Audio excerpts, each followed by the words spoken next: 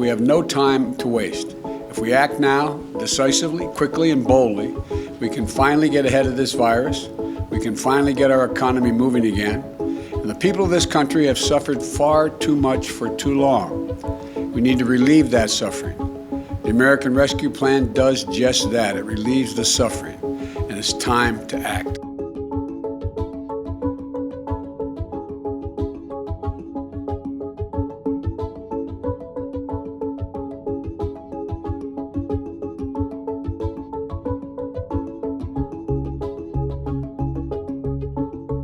Yeah, so I think there's a couple of things to really take away from the stimulus package. And while the stimulus package seems to be a topic of debate in Washington, D.C., when we look out to the rest of the country, we see the American public in a pretty large numbers supportive of the stimulus package that's sort of in front of them and the various components, additional aid to businesses, additional payments, support payments to individuals, lots of sort of things to protect people from financial difficulties right now. It's very popular. 2/3 to 3/4 of Americans support it, depending on the specific poll. And I think the thing that's sort of interesting from this Hill-HarrisX poll that really sort of is underlined is that even though Congress is moving fast for Congress to get this bill along, it's not really moving fast for the American public. And we see the American public by a relatively large majority saying that the Senate has not moved fast enough to get this bill passed,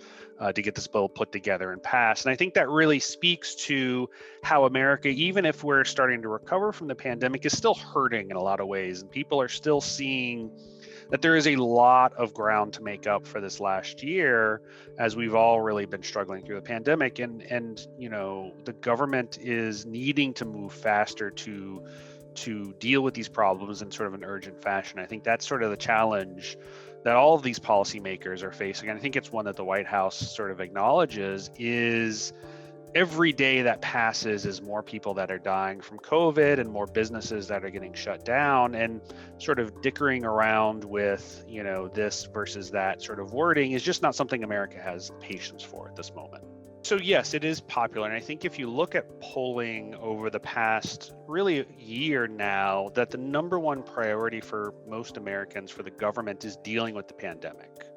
And because that was one of the main things that helped Biden win the election, is because Americans saw him as better equipped to deal with the pandemic. Trump's approval ratings, specifically with COVID, were always worse than his overall approval ratings.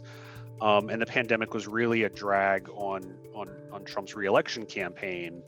And I think, when we see this policy, see this, big program, big plan to deal with helping end the pandemic and then helping the country sort of get back on its feet, that is the government doing what the public wants, right? That is the public's priority at the moment in time.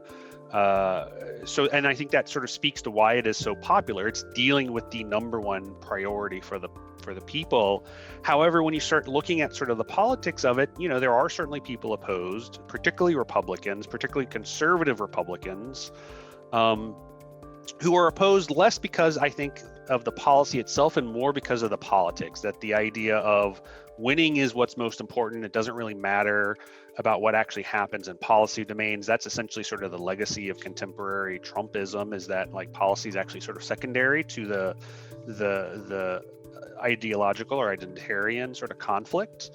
And that's what you're sort of seeing is like there is 20% of the country, maybe 25% of the country that is opposed to this because they're opposed to Democrats winning, period.